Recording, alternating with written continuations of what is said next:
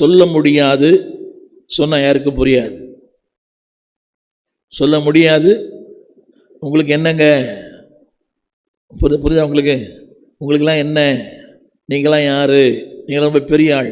சில பிரச்சனைகளை சொல்ல முடியாது, சொன்னாலும் புரியாது. கணவன் பிரச்சனை மனைவிக்கு புரியாது, மனைவி பிரச்சனை கணவனுக்கு புரியாது, விசுவாசின் பிரச்சனை ஊழியலுக்கு புரியாது, ஊழியன் பிரச்சனை உடன் ஊழியலுக்கு புரியாது. உங்களுக்கு ஒன்றுமே புரியல, கவனிங்க.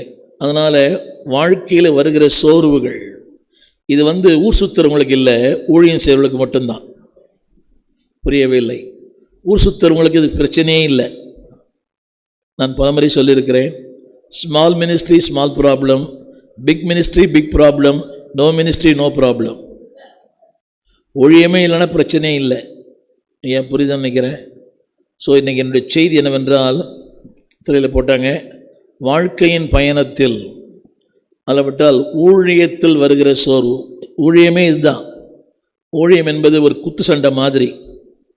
அவனை 2 குத்து குத்தணும்னா சத்துருவை அவன் திருப்பி அவனை ஒரு குத்து கட்டாயம் குத்தாமல் இருக்க மாட்டான். அது மனைவி மூலமாக குத்துவான், பிள்ளைகள் மூலமாக குத்துவான், விசுவாசிகள் மூலமாக குத்துவான், சரீரத்தில் குத்துவான், மனசில் கூட குத்துவான். அவனுக்கு தெரியும் எங்கே குத்துனா கீழே விழுவாங்க. இந்த பாக்ஸிங் போடுறாங்க பார்த்தீங்களா, நோஸ் எங்கே நாக் அவுட் பண்ண அவன் கீழே விழுவான்னு அந்த குத்துறவனுக்கு தெரியும். ஸோ நம்ம விட தேர்ச்சி பெற்றவன் பிசாசு. அவனுக்கு தெரியும் இந்த அம்மா எங்கே தட்டினா கீழே விழுவாங்கன்னு. மேடையில் மணிக்கணக்காக பேசலாம், புரியா, ஆவில் நிரம்பலாம், அந்நிய பாஷை பேசலாம், பேய் கூட ஓட்டலாம். நான் பேய் ஓட்டினவங்களெல்லாம் பார்த்தேன். யாரெல்லாம் பேய் ஓட்டினாங்களோ அவங்க பேயால் செத்து போயிட்டாங்க. பேய் ஓட்டுறது நல்லது தான். ஆனால் நீங்கள் உங்களுக்கு சில பேர் ஞாபகத்துக்கு வரும், நல்ல ஊழியம் பண்ணவங்க தான். அது என்னவோ தெரியல, நம்முடைய சின்ன சின்ன பலவீனங்கள், நம்முடைய சோர்வுகள், நம்முடைய இலக்கரிப்பு, நம் கை தளர்ந்து போகும்போது அவனுக்கு தெரியும். நம்முடைய கை தளர்ந்து போகும்போது, நம்முடைய வாழ்க்கையில் குறைவுகள் வரும்போது, நல்லா யாருக்கு புரியுதோ புரியல அவனுக்கு தெரியும். அந்த வெற்றிடத்தை நல்லாவே நோஸ் தட்.